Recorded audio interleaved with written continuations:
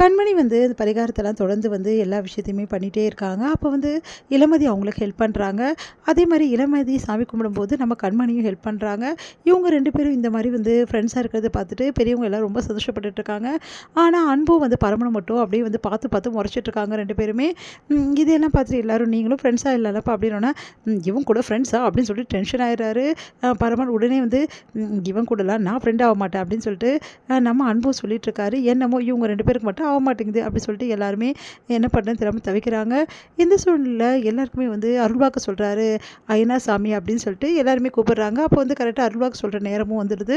அப்போ கரெக்டாக எல்லாருமே வந்து ஒன்றா கூடிடுறாங்க. அப்போ அருள்வாக்கு வந்து ஐயனா சாமி சொல்லும்போது ரொம்ப வந்து எல்லாம் பயந்து போயிடுறாங்க. நம்ம இளமதி என்ன இது பயமாக இருக்குது பார்க்குறதுக்கே அப்படின்றாங்க.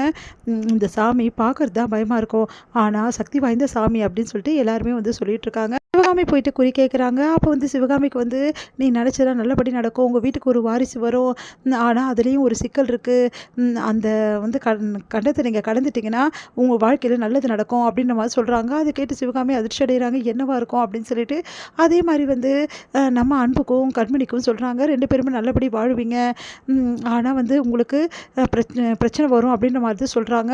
அதெல்லாம் கேட்டு வந்து கண்மணி அவங்க அத்தை அதுக்கப்புறம் அன்பு எல்லாருமே குழம்பி போகிறாங்க. அன்பு வந்து என்ன நடக்கும் அப்படி சொல்லிட்டு யோசிச்சுட்டே இருக்காரு. இங்கே வந்து இளமதியும் பரமனும் வந்து குறி கேட்குறாங்க. அப்போ 2 பேருமே வந்து வாழ்க்கையில் ஒன்று சேருவாங்களான்னு அவங்க அம்மா கேட்குறாங்க. சேர்றதுக்கு தடங்களாக உன் பொண்ணே இருக்கா, உன் மருமகளே இருக்கா அப்படின்ற மாதிரி இளமதியை வந்து சொல்கிறாரு. அதை கேட்டுட்டு என்னது இவங்க 2 பேரும் சேர்றதுக்கு எங்கே இளமதி தடையாக இருக்கா, ஒன்றுமே புரியல, இளமதி வாழ்க்கை தடையாக இருக்கா அப்படின்னு சொல்லிட்டு யோசிச்சுட்டே ஒரு குழம்பி போகிறாங்க அவங்களும். இந்த சூழ்நிலையில் இங்கே என்ன பண்ணுறாங்க, சிவகாமி வந்து கண்டிப்பாக வந்து கண்மணிக்கு ஆபத்து இருக்குன்னு சொல்லிட்டு சாமி குறி சொல்லுதே, அப்போ என்ன ஆபத்தாக இருக்கும், கண்டிப்பாக அந்த வெண்ணிலாவால் தான் ஆபத்து இருக்கும், வெண்ணிலா தான் இவ்வளவும் பண்ணால் எனக்கு என்னமோ ரொம்ப பயமாக இருக்குது அப்படி சொல்லிட்டு யோசிக்கிறாங்க. அன்புக்கிட்ட கண்மணி வந்து எங்கேயுமே விடக்கூடாது, கண்மணி கூடவே இருக்கணும், கண்மணி விட்டு ஒவ்வொரு நிமிஷமும் நீ பிரியக்கூடாது அன்பு அப்படின்னு சொல்லிட்டு சொல்கிறாங்க. சரிம்மா நான் கண்மணி கூடவே இருக்கேன், கண்மணிக்கு ஒரு ஆபத்து இருக்குடா, அந்த வெண்ணிலாவால் எப்போ வந்து அந்த வெண்ணிலா இந்த மாதிரி பண்ணாலோ அப்போவே எனக்கு பயமாக இருக்குமா, வெண்ணிலா எப்படிம்மா இங்கே வர முடியும், நம்ம கோயிலுக்கு வந்திருக்கோம், இங்கே என்னமோ ஆபத்து இருக்கும் சொல்ல முடியாதுடா, அந்த வெண்ணிலா ரொம்ப மோசமானவ, உங்கள் 2 பேரையும் வாழ விடக்கூடாதுன்னு சொல்லிட்டு என்ன வேணாலும் பண்ணுவா, சாமியே குறி சொல்லியிருக்கு உங்களுக்கு கண்டம் இருக்குன்னு, அந்த கண்டத்தை தப்பிச்சிட்டு வந்துட்டிங்கன்னா நீங்கள் நல்லபடி உங்கள் வாழ்க்கை அமையணும்னு சொல்லியிருக்கு, அதனால் ரொம்ப கவனமாக இருக்கணும்டா அப்படின்னோடனே சரிங்கம்மா நீங்கள் கவலைப்படாதீங்க, இதுக்கப்புறம் கண்மணி விட்டு நான் ஒரு நிமிஷம் கூட பிரிய மாட்டேன் அப்படின்னு சொல்லிட்டு இருக்காரு. இங்கே பரமனும் வந்து யோசிச்சுட்டே இருக்காரு. அன்பு வந்து ரொம்ப கவலையாக இருக்கிறத பார்த்து பரமன் என்ன ரொம்ப தான் கவலையாக இருக்கீங்க அப்படின்ற மாதிரி ஒன்றும் இல்லை அப்படின்ற மாதிரி சொல்கிறாங்க.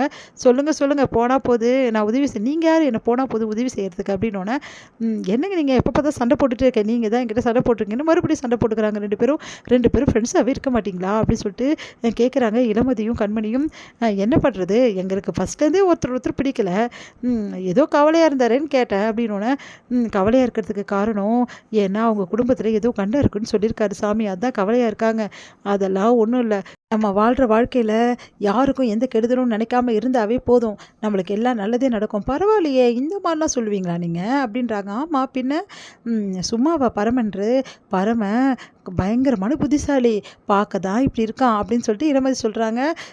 பரவாயில்லையே நல்லா புரிஞ்சு வச்சுருக்கீங்களே, நீங்கள் 2 பேரும் சேர்ந்து வாழணும் தான் உங்கள் அம்மாவும் ஆசைப்பட்றாங்க, எதுக்கு இளமதி இப்படி பிரிஞ்சிருக்கணும் அப்படின்னு என் வாழ்க்கையை பற்றி தான் உங்ககிட்ட சொன்னேன்ல, என் மனசில் என்னால் பரமனை ஃப்ரெண்டாக தான் நினைக்க முடியுது, அவனை கல்யாணம் பண்ணிக்கணும்னு எனக்கு வரமாட்டேங்குது, நான் என்ன பண்ணுறது அப்படின்னோடனே என் வாழ்க்கையில் ஒரே ஒரு லட்சியம் தான், என்னென்னா என் வாழ்க்கையை சீரழிச்சவனை நான் கண்டிப்பாக கண்டுபிடிக்கணும், அவன் என் வாழ்க்கையை வந்து நாசம் பண்ணிட்டான், நான் கட்டிக்க போகிறவரை அநியாயத்துக்கு வந்து இந்த உலகத்தை விட்டு அமிச்சிட்டான் அப்படின்னோடனே அது இந்த ஐயனா சாமி தான் அவன் யாருன்னு எனக்கு அடையாளம் காட்டணும் அப்படின்னு சொல்லிட்டு இருக்காங்க. கண்டிப்பாக அது நடக்கும், நீங்கள் கவலைப்படாதீங்க அப்படின்னு சொல்லிட்டு நம்ம கண்மணியும் சொல்கிறாங்க. கண்மணி அதே மாதிரி உங்கள் வாழ்க்கையிலையும் நல்லது நடக்கும், நீங்களும் குழந்தை குட்டிங்க நல்லபடி வாழ்வீங்க பாருங்கள், நெக்ஸ்ட் டைம் நீங்கள் வரும்போது உங்களோட பிள்ளைங்களோட தான் வரப்போகிறீங்க, எனக்கு நல்லா தெரிஞ்சு போச்சுன்னொன்னே உங்கள் வாய்முகத்தை பழிக்கட்டுங்க அப்படின்னு சொல்லிட்டு 2 பேரும் சந்தோஷமாக பேசிகிட்டு இருக்காங்க. இங்கே வந்து எங்கள் ஊரை சுற்றி காட்டுற வரீங்களா அப்படின்னோடனே சரிங்க அப்படின்றாங்க. அன்பும் கண்மணி வந்து பரமன் இளமதி கூட ஊரெல்லாம் சுற்றி பார்க்குறதுக்காக போகிறாங்க. அதையெல்லாம் பார்த்து ரொம்ப ஆச்சரியப்படுறாங்க, ஊர் சூப்பராக இருக்குன்னு.